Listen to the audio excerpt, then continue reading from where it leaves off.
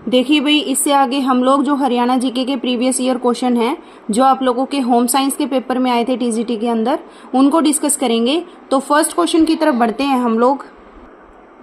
हरियाणा का राजकीय पक्षी क्या है? हरियाणा के राजकीय पक्षी की बात हो रही है। देखो कितना टफ क्वेश्चन आया था पेपर में, है ना। तो याद रखना है सारे बच्चों को, काला तीतर आप लोगों का राजकीय पक्षी है। कई बार एग्जामिनर काला तीतर की बजाय आप लोगों का ब्लैक फ्रैंकोलिन दे देता है। क्या दे देगा?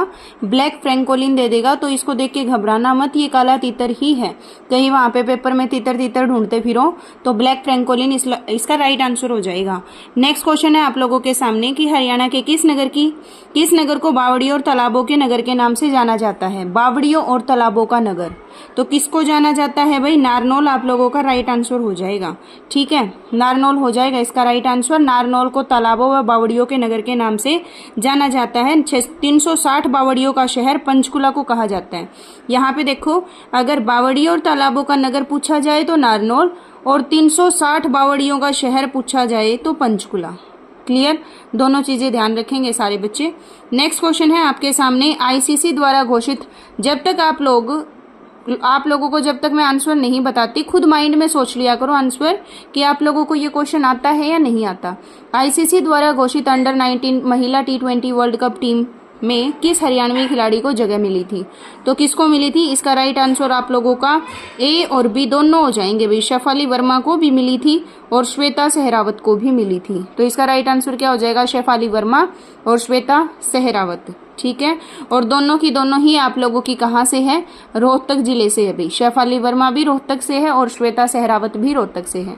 नेक्स्ट क्वेश्चन है आप लोगों के सामने, किस हरियाणवी को विश्व के आयरन मैन का खिताब जीता है? किस हरियाणवी ने? सोचो इस क्वेश्चन का आंसर, किस हरियाणवी ने विश्व के आयरन मैन का खिताब जीता है? तो राइट आंसर क्या आ जाएगा? राहुल टूरण ने। किसने जीता है आयरन मैन का खिताब? राहुल टूरण ने जीता है। कहाँ से है ये? आप लोगों के कैथल से है। ठीक है, कैथल जिले के गांव सिरसल से है आपके राहुल टूरण जी। नेक्स्ट क्वेश्चन की तरफ बढ़ते हैं हम लोग। फिरोज शाह तुगलक ने हरियाणा में किस शहर की स्थापना की थी? फिरोज शाह तुगलक की बात हो रही है तो हिसार और फतेहाबाद आप लोगों का फिरोज शाह तुगलक ने ही बसाया था। तो राइट आंसर हो जाएगा हिसार। फिरोज शाह तुगलक ने 1354 में, कब भाई? 1354 में हिसार की स्थापना की थी। हिसार का अर्थ है किला। इसे शहर फिरोजा भी कहा जाता था। फिरोज शाह तुगलक ने अपनी प्रेमिका के लिए एक महल बनवाया था जिसे गुजरी महल कहा जाता है। तो पेपर में क्वेश्चन आता है गुजरी महल कहाँ है? हिसार के अंदर। 1352 में फतेहाबाद शहर की स्थापना की थी तथा हरनी खेड़ा की स्थापना 1360 में की थी। ये आप लोगों का सिरसा जिले में है। तीनों सन को याद कर लेना, 1354 में हिसार, 1352 में फतेहाबाद और हरनी खेड़ा आप लोगों का 1360 में। नेक्स्ट क्वेश्चन की तरफ बढ़ते हैं। निम्न में से कौन सा हरियाणा राज्य के प्राचीन कवि थे? हरियाणा राज्य के प्राचीन कवि कौन हो जाएंगे? इसमें से भाई आप लोगों के वीरभान हो जाएंगे। कौन? वीरभान। इनका जन्म कहाँ हुआ था? नारनौल के विजेश्वर गांव में हुआ था और ये आप लोगों के उधोदास के शिष्य थे। किसके थे? उधोदास के। वीरभान कौन थे? हरियाणा राज्य के प्राचीन कवि थे और उधोदास के शिष्य थे। नेक्स्ट क्वेश्चन देखिए भाई, हरियाणा के किस जिले की सीमा अन्य राज्य से नहीं लगती? क्या बात कर रखा है, कह रखी है इसने, हरियाणा की किस जिले की सीमा अन्य राज्य से नहीं लगती? तो राइट आंसर हो जाएगा रोहतक। रोहतक बिल्कुल मिड में है भाई, इसको किसी भी राज्य की सीमा नहीं लगती है। और अब तो राइट आंसर, अब तो आप लोगों का रोहतक और चरखी दादरी दो डिस्ट्रिक्ट हो जाएंगे। चरखी दादरी की सीमा भी किसी से नहीं लगती, तो रोहतक और चरखी दादरी दो ऐसे जिले बन जाएंगे जिसकी सीमा आप लोगों की किसी राज्य से नहीं लगती है। नेक्स्ट क्वेश्चन है आप लोगों के सामने कि हरियाणा में किस जिले में महाभारत का युद्ध लड़ा गया था? तो महाभारत का युद्ध कहाँ लड़ा गया था? कुरुक्षेत्र आप लोगों का राइट आंसर हो जाएगा। अगर महाभारत के युद्ध की बात करें तो महाभारत का युद्ध कहाँ लड़ा गया था? कुरुक्षेत्र में। नेक्स्ट क्वेश्चन है आपके सामने, महाभारत का युद्ध 900 ईस्वी पूर्व कुरुक्षेत्र में लड़ा गया था। भाई निम्न में से कौन सा वृक्ष फरीदाबाद जिले में सर्वत्र उगता है? फरीदाबाद जिले में कौन सा उगता है? तो खेजड़ी आप लोगों का राइट आंसर हो जाएगा। कौन सा भाई? खेजड़ी फरीदाबाद में सबसे ज्यादा उगता है और इसकी जो छाल है ऊपर वाली वो सर्दियों में पशुओं के चारे के काम आती है। नेक्स्ट क्वेश्चन है आपके सामने, गौवन संरक्षण और संवर्धन अधिनियम का उद्देश्य क्या है? तो नाम से ही पता चल रहा है। कैसे? आहत, आवारा और बीमार गायों को रखना और उनकी देखभाल करना। संरक्षण यही तो होता है, उनको रखना और उनकी देखभाल करना। गोवन संरक्षण और संवर्धन अधिनियम का उद्देश्य देसी मवेशियों का संरक्षण करना है और आवारा बीमार गायों को रखना और देखभाल करना है। इस अधिनियम के तहत 3 से 10 वर्ष तक सजा व 10,000 से 1 लाख रुपए तक जुर्माना दोनों देने का आप लोगों का प्रावधान है। गोहाना क्षेत्र में किस शासक के विरुद्ध विद्रोह हुआ था? तो फिरोज शाह तुगलक के। गोहाना में किसके विरुद्ध हुआ था? फिरोज शाह तुगलक के विरुद्ध। हरियाणा में पुरुषों द्वारा पहनी जाने वाली टोपी क्या कहलाती है? वैसे तो आप लोग इसको क्या बोलेंगे? यहाँ पे इसका राइट आंसर खंडवा भी हो सकता है ना भाई, है ना, बट यहाँ पे मुरेठा हो जाएगा। मुरेठा भी बोलते हैं, खंडवा भी बोलते हैं। हरियाणा में पुरुषों द्वारा पहनी जाने वाली टोपी क्या कहलाएगी? मुरेठा कहलाएगी। मुरेठा हरियाणा में पहनी जाने वाली टोपी का प्रकार है जो पुरुषों द्वारा पहनी जाती है। राज्य के सभी वर्ग के पुरुष मुरेठा धारण करते हैं। नेक्स्ट क्वेश्चन है आप लोगों के सामने, हरियाणा मुख्यमंत्री अंत्योदय परिवार उत्थान योजना लागू की गई है। हरियाणा मुख्यमंत्री अंत्योदय परिवार योजना लागू की गई है, तो राइट आंसर बन जाएगा परिवार पहचान पत्र, आंकड़ा या फैमिली आईडी द्वारा परिवारों की पहचान के हेतु। जो अंत्योदय योजना उत्थान योजना है लागू की गई है पीपीपी के द्वारा, ठीक है। जो आपकी फैमिली आईडी है उसके द्वारा परिवारों की पहचान के हेतु। ओके जी, चलो नेक्स्ट क्वेश्चन की तरफ बढ़ते हैं।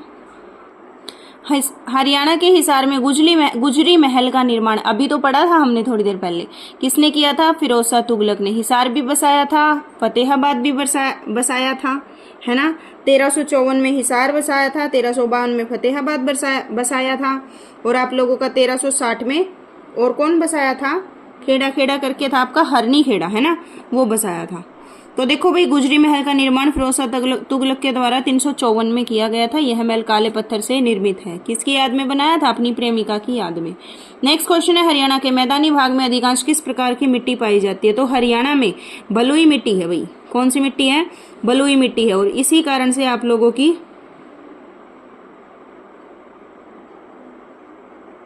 हरियाणा के मैदानी क्षेत्र की अधिकतर मृदा खाद्य क्षेत्र के अंतर्गत आती है, जिस कारण अधिक उपजाऊ है। मैदानी क्षेत्र की मृदा पीले भूरे रंग की उपजाऊ किस्म की होती है। अब बलुई भी राइट आंसर है भाई, ये भी है। इसको है ना चेक करेंगे, एक बार सर्कल कर लो सारे बच्चे, चेक करके फिर कमेंट बॉक्स में इसका एग्जैक्ट आंसर बता दूंगी कि HSSC ने क्या माना था, ठीक है। नेक्स्ट क्वेश्चन है आप लोगों के सामने, मैचिंग करो भी। पानीपत का पहला युद्ध, ये तो आपका हर एग्जाम में ही आता होगा, है ना।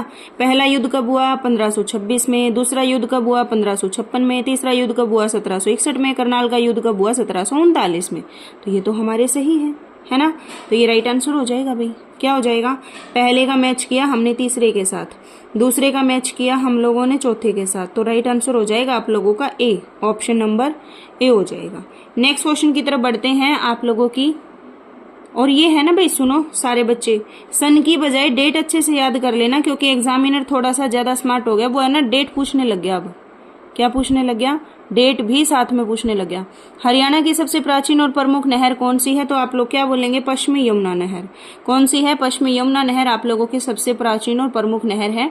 हरियाणा की सबसे पुरानी नहर पश्चिमी यमुना नहर है, जो कि 1879 में यमुना नदी के पश्चिमी भाग से ताजेवाला नामक स्थान से निकाली गई थी।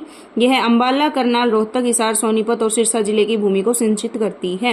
पेपर में आ जाएगा कि इनमें से कौन से डिस्ट्रिक्ट में से आपकी जो ये यमुना नहर है ये नहीं गुजरती, तो याद रखना अंबाला, करनाल, रोहतक, हिसार, सोनीपत, सिरसा यहाँ से गुजरती है, बाकी जो बच जाएंगे वहां से नहीं गुजरती। नेक्स्ट क्वेश्चन है, ये लास्ट क्वेश्चन था भी आप लोगों का। इस पेपर के अंदर आपके 17 हरियाणा जीके के क्वेश्चन आए थे, सारे के सारे हमने डिस्कस कर लिए हैं। ओके, इसके बाद नेक्स्ट पेपर को डिस्कस करेंगे हम लोग।